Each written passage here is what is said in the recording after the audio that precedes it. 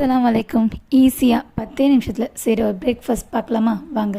ஒரு பவுல் எடுத்து அது 2 கிளாஸ் தண்ணி ஊற்றி ராகி சேமியாவை போட்டு ஒரு 5 நிமிஷம் ஊற வைங்க.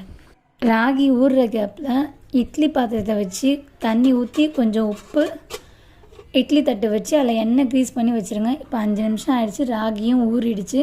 இப்போ அந்த இட்லி பாத்திரத்தில் ராகியை போட்டு ஒரு 10 நிமிஷம் வேக வைங்க.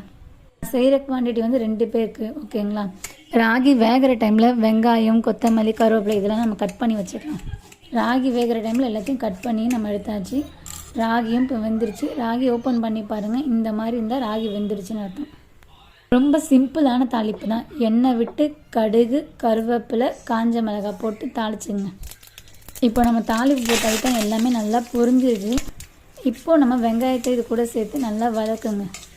நல்லா வதங்கினதுக்கு அப்புறமா நம்ம வேக வச்ச ராகி வச்சுக்கிட்டோங்க, அதை போட்டு ஒரு 2 நிமிஷம் நல்லா கலருங்க. கலர்னா வெங்காயமும் ராகியும் ஒன்றா கலந்து மிக்ஸ் ஆகிடணும்.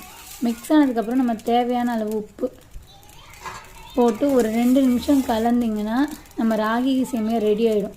கொஞ்சமாக கொத்தமல்லி தூவி ஒரு 5 நிமிஷம் கழித்து சர்வ் பண்ணி பாருங்கள், ரொம்ப டேஸ்ட்டாக இருக்கும். நீங்களும் ட்ரை பண்ணி பாருங்கள்.